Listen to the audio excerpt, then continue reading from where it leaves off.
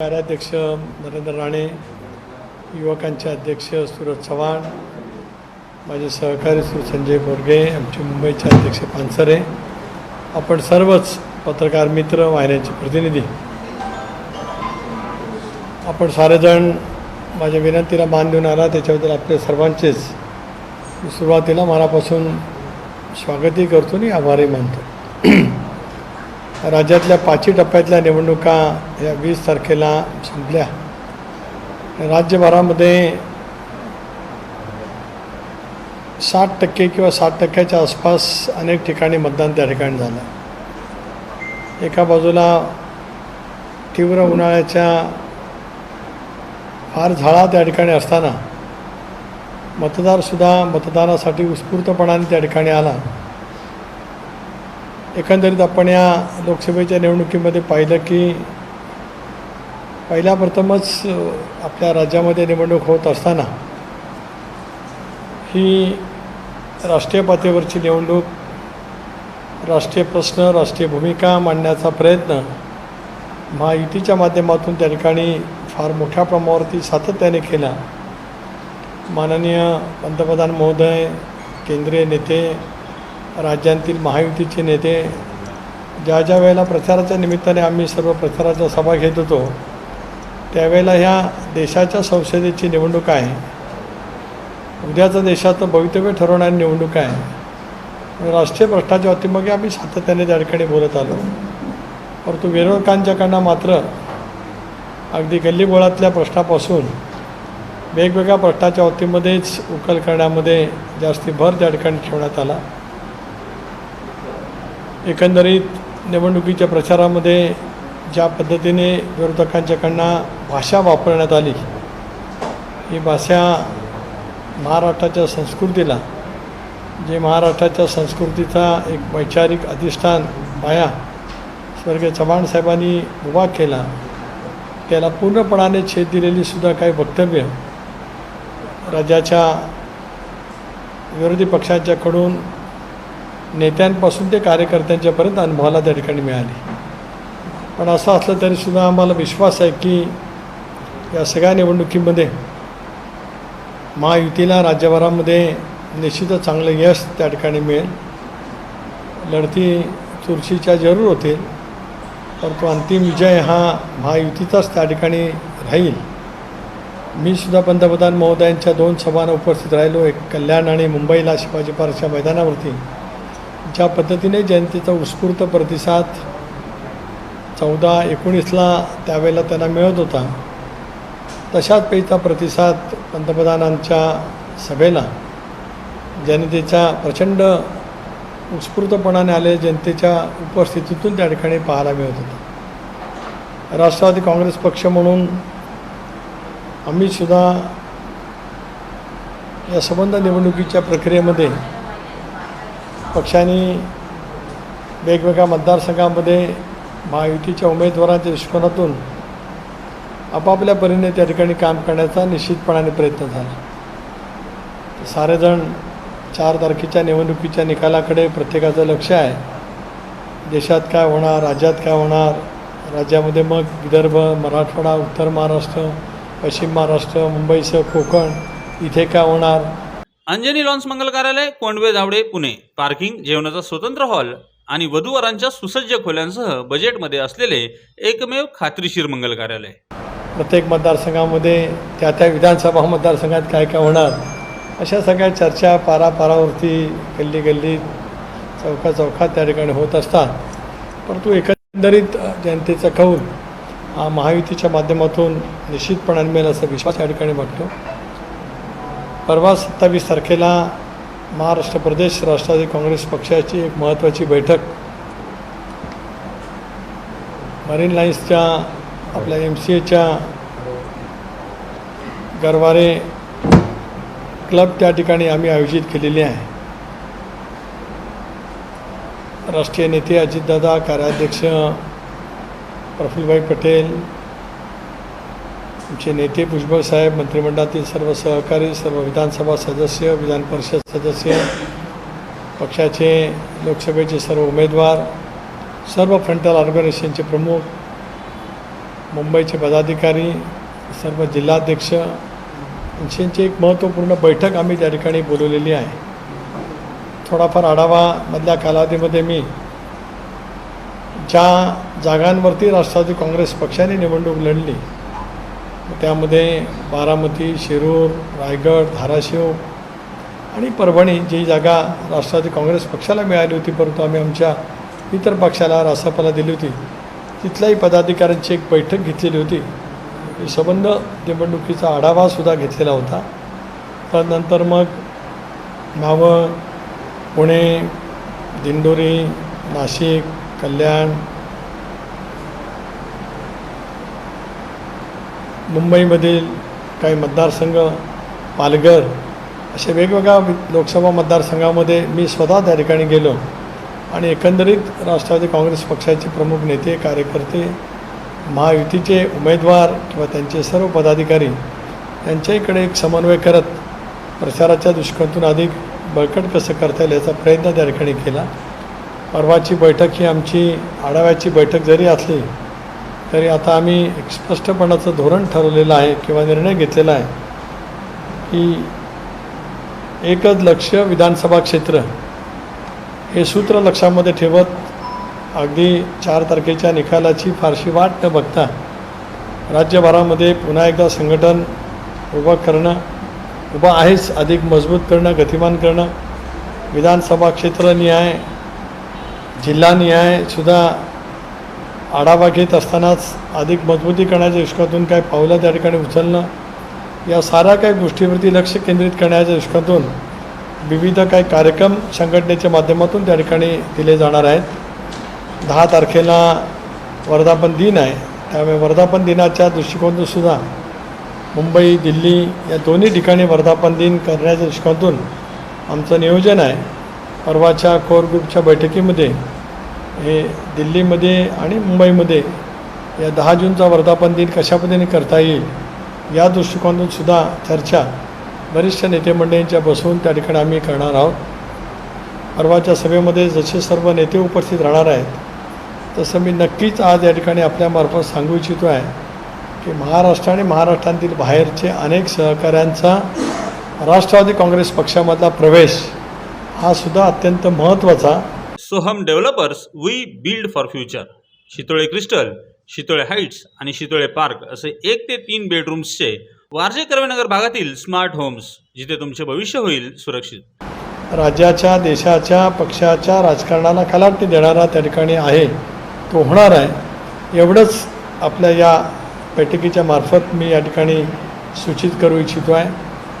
लवकरच मुख्यमंत्री महोदयांच्याजवळ, उपमुख्यमंत्री महोदयांच्याजवळ दादांच्या मार्फत चर्चा करून महायुतीची एक समन्वय समिती आहे त्याचीसुद्धा एक लवकर बैठक त्या ठिकाणी बोलवली जावी आणि त्या दृष्टिकोनातून सुद्धा एकंदरीत निवडणुकीचा आढावा आणि एक पुढचं नियोजन या संदर्भामध्ये पावलं त्या ठिकाणी उचलावीत या दृष्टिकोनातून राष्ट्रवादी काँग्रेस पक्ष आता आगामी येणाऱ्या विधानसभा निवडणुकीच्या दृष्टिकोनातून अधिक सक्रियदृष्ट्या दक्ष राहून अधिक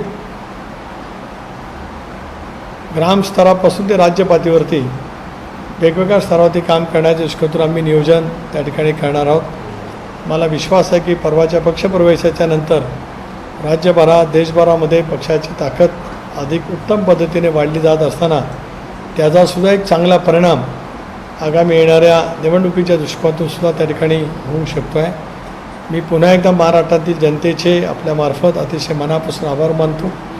5 टप्प्यात चाललेल्या निवडणुकींच्या मध्ये त्या ठिकाणी अतिशय उत्स्फूर्तपणाचं मतदान निश्चितपणाने झालेलं आहे. त्याचबरोबर ती राज्य सरकारला सुद्धा ही विनंती करतो, माननीय मुख्यमंत्री, दोन्ही उपमुख्यमंत्रीसुद्धा दक्ष आहेत या दृष्टिकोनातून की अनेक ठिकाणी पाणी टंचाई आहे, दुष्काळाच्या झळा त्या ठिकाणी अनेक ठिकाणी आहेत. राज्य सरकार कालच मुख्यमंत्र्यांनीसुद्धा एक बैठक मराठवाड्याच्या परिसरामध्ये घेतली. खरं आहे की गेल्या वर्षी पर्जन्यमान कमी झालं असल्यामुळेच धरणांतील पाणी साठा त्या ठिकाणी कमी झालेला आहे, भूगर्भातील पाण्याची पातळी खाली गेलेली आहे. त्याच्यामुळे ज्या ठिकाणी पाणी टंचाई तीव्रतेने भासते आहे त्या ठिकाणी टँकरच्या द्वारा किंवा अन्य काही उपाययोजना करत पाणी कशा पद्धतीने जनतेला उपलब्ध होऊ शकेल त्याच्यासुद्धा राज्य सरकारने त्या ठिकाणी उपाययोजना कराव्या. अवकाळी पाऊस मधल्या निवडणुकीच्या कालावधीमध्ये सुद्धा झाला, कोकणामध्ये झाला, माझ्या लोकसभा मतदारसंघामध्ये सुद्धा झाला. त्या वेळेलासुद्धा यंत्रणेच्या मार्फत त्याचे पंचनामे करणं, कारण आंबा बागायतदारांचं, काजू बागायतदारांचं नुकसान झालं आहे. इतर भागामध्ये सुद्धा जी काही आज खरीपाची पिकं हातात आली होती त्याचंही नुकसान झालं आहे, फळबागांचं नुकसान झालं आहे.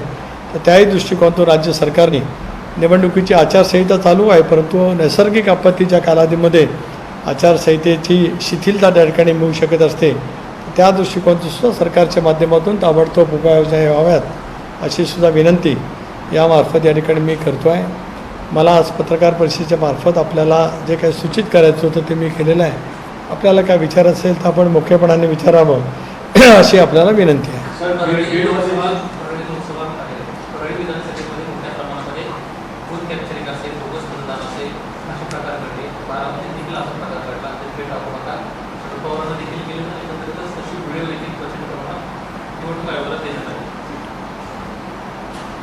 निवडणुकीचा पराजय अधिक स्पष्ट झाल्याचं हे द्योतक आहे. अशापैकी आरोप ज्यावेळेला केले जातात त्यावेळेला ते निराधार असतात, पण जनाधार घातल्याचं एक तऱ्हेची ती अप्रत्यक्ष कबुली असते आणि त्याच्यामुळे याच्यापेक्षा वेगळं याच्यामध्ये काय आहे असं मला स्वतःला त्या ठिकाणी काय वाटत नाही. पण अलीकडच्या कालावधीमध्ये Soham developers we build for future Shitole crystal, Shitole heights आणि शितोळे पार्क असे 1 ते 3 बेडरूम्सचे वारजे कर्वेनगर भागातील स्मार्ट होम्स, जिथे तुमचे भविष्य होईल सुरक्षित. कुठेही बसून व्हिडिओ काढणं आणि तो प्रसारित करणं आणि जणू काय त्या प्रत्यक्ष स्थितीतलाच आहे अशापैकीचा आभास निर्माण करणं, अशी जी काय आज ज्यांना काय फारसं काम उरलेलं नाही ती माणसं त्या ठिकाणी करत आहेत.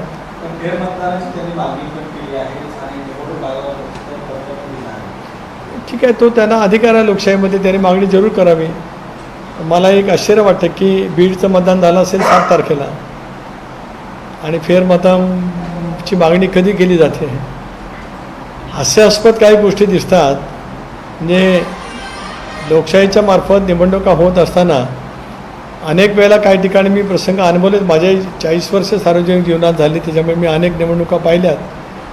फेर मतदान करण्याची मागणी किती कालावधीमध्ये होते, त्या क्षणाला असते, संध्याकाळी होते, अगदीच काय खूप झालं तर दुसऱ्या दिवशी होत असते, काही यंत्र बिघडली त्यावेळेला त्या ठिकाणी केली जात असते. 15-20 दिवसांनी फेरमतदानाची मागणी, याचा अर्थ निवडणुकीचा निकाल काय लागणार आहे हे स्पष्ट झाल्याच्या नंतर या पद्धतीची मागणी त्या ठिकाणी केली जाते, ही हास्यास्पद आहे.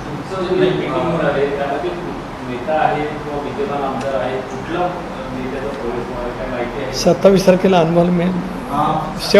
48 आवर्स.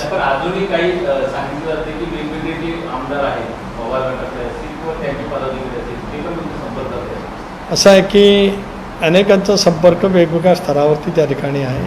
संघटनात्मक स्तरावर सुद्धा संपर्क त्या ठिकाणी आहे. काहींशी माझाही संपर्क आहे, काहींचा दादांशी आहे, काहींचा प्रफुल्लबाईंजवळ असू शकतो. त्यामुळे सर्व काही चित्र 27ला स्पष्ट होईल.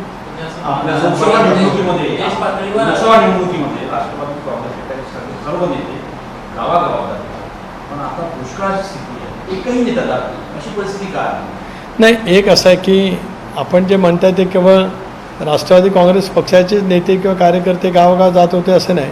निवडणुकीमध्ये असलेले सगळ्याच पक्षाचे जात होते, स्वाभाविकपणे ती निवडणूक आहे. एक असं आहे की त्या स्तरावरती मी पण माहिती घेईन, कारण जी काय आपण परिस्थिती म्हणते ती प्रामुख्याने मराठवाड्याच्या परिसरामध्ये आहे. त्यामुळे तिथल्याही सर्व जिल्हाध्यक्षांची मी संपर्क करेन. माझ्या राष्ट्रवादी काँग्रेस पक्षाच्या विधानसभा सदस्यांच्या जवळसुद्धा माहिती मी काल परवा घेतली. तर प्रत्येकजण आपापल्या मतदारसंघामध्ये फिरतो आहे. कदाचित ती आपल्याकडे माहिती मिळाली नसेल, पण माझ्या पक्षाचे कार्यकर्ते त्या स्तरावरती फिरत आहेत.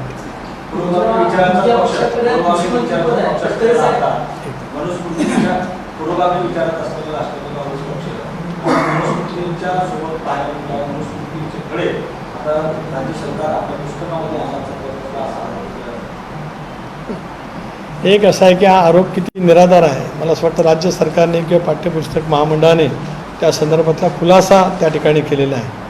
आता आमच्याकडे बघण्याचा दृष्टिकोनच काबीळ झाल्यानंतर जसं पिवळं दिसतं तसं सतत दिसत असल्यामुळे असे बालिशपणाचे आरोप करण्यासाठी आता स्पर्धा लागलेली आहे. आणि मी अनुभवलं की निवडणुकीच्या प्रचारामध्ये सुद्धा सर्वोच्च नेत्यांच्या उपस्थितीमध्ये तिसरी किंवा चतुर्थ फळीच्या कार्यकर्त्यांनी ज्या अखलाक्य शब्दामध्ये भाषणं केली, किमान त्यांनी तरी चव्हाण साहेबांच्या विचाराचा वारसा यापुढे सांगू नये असं मला त्या ठिकाणी वाटतं. राज्याच्या 53 तालुक्यात दुष्काळ आहे. सर्वाधिक भीषण परिस्थिती मराठवाड्यात आहे. तुमच्या विभागाकडे कृषी मंत्री पद आहे. परवा औरंगाबादला जी काही मुख्यमंत्र्यांनी बैठक घेतली दुष्काळाच्या आढावा, त्याला कृषी मंत्री हजर नव्हते. तुम्ही म्हणता की दुष्काळाकडे तुमचं लक्ष आहे? नाही, दुष्काळाकडे लक्ष याचा अर्थ मंत्री नाहीत म्हणजे दुष्काळाकडे लक्ष नाही असं म्हणणं चुकीचं ठरेल ना. अंजनी लॉन्स मंगल कार्यालय, कोंडवे धावडे, पुणे. पार्किंग, जेवणाचा स्वतंत्र हॉल आणि वधूवरांच्या सुसज्ज खोल्यांसह बजेटमध्ये असलेले एकमेव खात्रीशीर मंगल कार्यालय. त्या ठिकाणी सक्षमपणाने काम करणारे कार्यकर्ते आहेत. तिथे विधानसभा सदस्य आहे. जरूर धनंजय मुंडेजी त्यांच्या मुलीचा पदवीदान समारंभ आहे. एका आयुष्यामध्ये एखादा महत्त्वाचा पदवीदान समारंभ मुलीच्या जीवनामध्ये असतो, त्याला वडील म्हणून त्या ठिकाणी ते गेलेत. तरीसुद्धा पक्ष म्हणून आमचं सर्वांचं लक्ष त्या ठिकाणी आहे आणि आम्ही योग्य ती खबरदारी घेतो आहोत. राष्ट्रवादी काँग्रेस सत्तेत आहे. मुख्यमंत्र्यांनी बैठक बोलवली, फक्त 2च पालकमंत्री उपस्थित राहतात मराठवाड्यामध्ये. जे दाहक परिस्थिती आहे त्यावरती शरद पवार म्हणतात गंभीर आहे. सरकार फक्त म्हणतं की 2च मंत्री आले आमचे, बाकी मंत्र्यांच्या चर्चा. एक लक्षात घ्या, मुख्यमंत्री महोदय ज्यावेळेला जातात, मुख्यमंत्री इज द कॅबिनेट, आणि हे मला असं वाटतं सर्वांना माहिती असावं. मुख्यमंत्री काय आहे ते मुख्यमंत्र्यांना माहिती आहेच, जनतेलाही माहिती आहे. मुख्यमंत्री गेले, ठीक आहे. असं आहे की निवडणुकीचा कालावधी संपल्याच्या नंतर कदाचित काही जण त्या ठिकाणी उपलब्ध नसतील, याचा अर्थ शासन होतं ना, मुख्यमंत्री होते म्हणजे सर्व कॅबिनेट त्या ठिकाणी होतं. त्यामुळे अशी टीका टिप्पणी करणं म्हणजे आपण दुष्काळाच्या परिस्थितीवरती गांभीर्याने पाहण्यापेक्षा विरोधकांनी म्हणजे सत्तारूढांच्यावरती टीका टिप्पणी करण्यामध्येच अधिक आपलं लक्ष केंद्रित करतो असा त्याचा अर्थ आहे.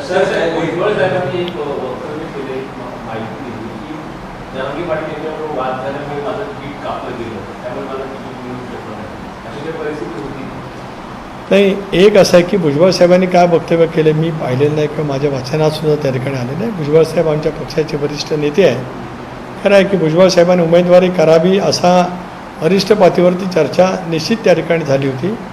आणि आपण यावेळेला पाहिलं की महायुती असो किंवा महाविकास आघाडी असो, हे 5 टप्प्यामध्ये निवडणूक असल्यामुळे एकाच वेळेला काही सगळीकडचे उमेदवार जाहीर झाले नाहीत. पहिल्यांदाच लोकसभेला असं घडतं आहे. नाही तर नॉर्मली एकदा अलायन्स ठरलं, आघाडी किंवा युती, की मग जागा वाटप आणि त्या जागा वाटपाच्या अनुषंगाने ते पक्ष उमेदवार जाहीर करतं. की आत्तापर्यंत होत आलं, पण यावेळेला 5 टप्प्यात निवडणुका असल्यामुळे उमेदवार घोषित करण्यामध्ये उशीर झाला, जागा वाटपामध्ये सुद्धा उशीर झाला. ते मी मान्य केलं नाशिकच्या पत्रकार परिषदेमध्ये. अशा वेळेला स्वतः भुजबळ साहेबांनीच निवडणूक लढवणार नाही असं जाहीर केलं. खरं आहे, ते ज्येष्ठ नेते आहेत, त्याच्यामुळे त्यांच्या उमेदवारी संदर्भामध्ये लवकर निर्णय होणं अपेक्षित होतं, तो झाला नाही. आणि त्यानंतर एका विशिष्ट पद्धतीने त्यांनी उमेदवारी करणार नाही असं त्या ठिकाणी त्यांनी जाहीर केलं. त्याच्यामुळे कोणाचा विरोध किंवा कोणाचा काय असा त्या ठिकाणी प्रश्न उद्भवतो. सर, एकीकडे एनडीए म्हणत होते यापर्यंत की आम्ही आपकी बार 405 होता पंतप्रधान, आपकी बार 405 म्हणत होतं, पण आता भाजपचं जे मूळ संघटन आहे ते म्हणते की आपकी बार फक्त 370चा आकडा असणार. तर हे नेमकं 30 सगळे कुठे डावलले गेले आणि याचं भाकीत नेमकं काय, की तुम्ही सगळ्यात आपकी बार 405चा नारा देताना 30 जागा तुम्ही सोडत नका. नाही, एक असं आहे की 370 ह्या जागासुद्धा बहुमतापेक्षा खूप जास्ती आहे.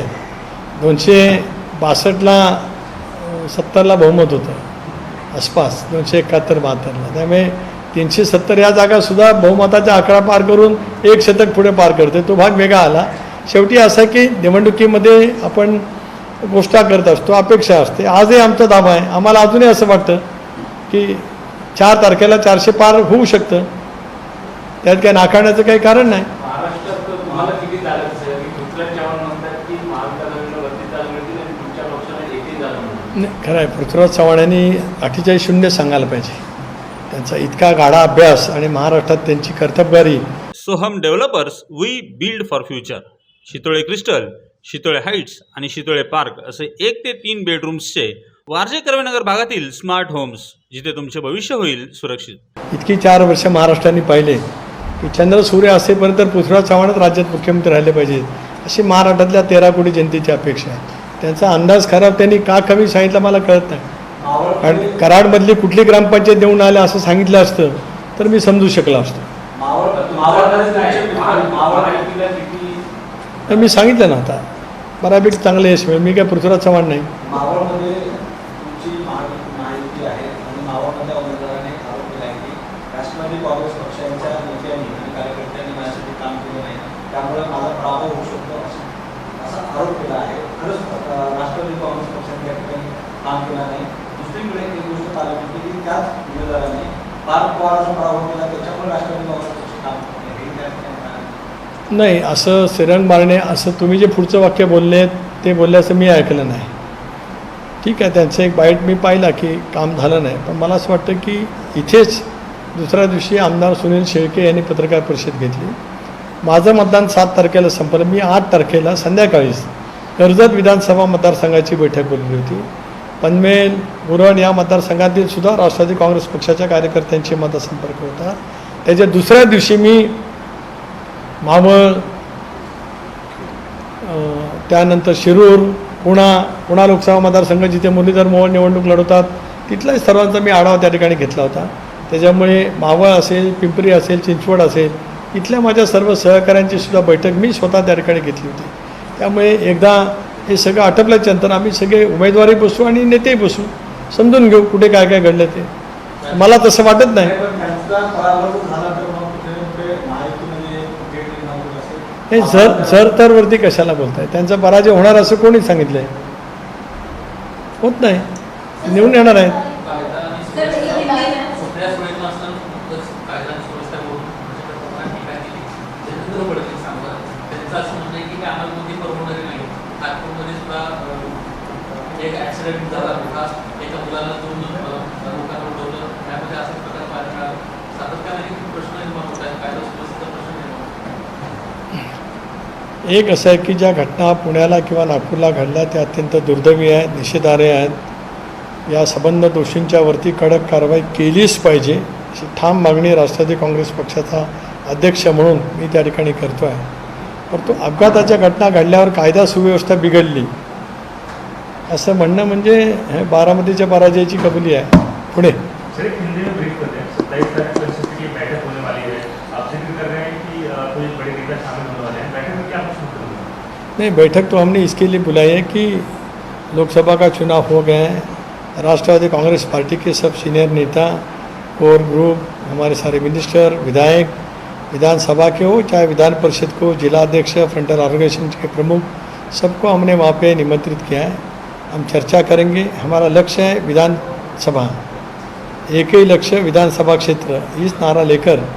अंजनी लॉन्स मंगल कार्यालय, कोंडवे धावडे, पुणे. पार्किंग, जेवणाचा स्वतंत्र हॉल आणि वधूवरांच्या सुसज्ज खोल्यांसह बजेटमध्ये असलेले एकमेव खात्रीशीर मंगल कार्यालय. हम आगे चुनाव की तैयारी करने लिए जा रहे हैं. मैं ये दावा के साथ यहाँ पे कहता हूँ कि राज्य में और राज्य के बाहर कई सारे नेता अच्छी तरह के जिनकी लोगों में ताकत है, राष्ट्रवादी कांग्रेस पार्टी में परसों शामिल हो जाएंगे.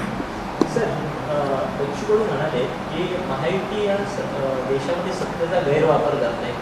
ज्या काही ईडीच्या कारवाया होत आहेत त्या एका पक्षात ठराविक पक्षाच्या लोकांवरच होत आहेत. भाजपचे किंवा महायुतीचे लोक त्या कारवाईमध्ये का दिसत नाही? त्याचं उत्तर त्या त्या स्तरावरती नेते देतील. ओके. शरद पवार सरकार बसेल. सर, एक सवाल है, सूखे और जल संकट की स्थिति जो महाराष्ट्र में है उस पर क्या कहेंगे कि सरकार की तरफ से देखिए, सरकार की तरफ से उसके बारे में गंभीरता से ले गए हैं. राज्य के मुख्यमंत्री जी ने एक बैठक भी वहाँ पे बुलाई थी. शायद कम मिनिस्टर वहाँ पे मौजूद होंगे, लेकिन जब चीफ मिनिस्टर रहते हैं तब सारी यंत्रणा वहाँ पे हैं. तहसीलदार से लेकर मराठवाड़ा के सब जिलाधिकारी, सब यंत्रणा को उन्होंने आदेशित वहाँ पे किया है. हम राष्ट्रवादी कांग्रेस पार्टी की तरफ से ये मांग करते हैं कि राज्य सरकार की तरफ से जो कुछ उपाय योजना करने की आवश्यकता है वो करने के लिए माननीय मुख्यमंत्री जी, दोनों उप मुख्यमंत्री जी काम कर रहे हैं और तेज़ी से वो काम करना चाहिए. धन्यवाद. पाकिस्तान के पूर्व मंत्री हैं फवाद चौधरी,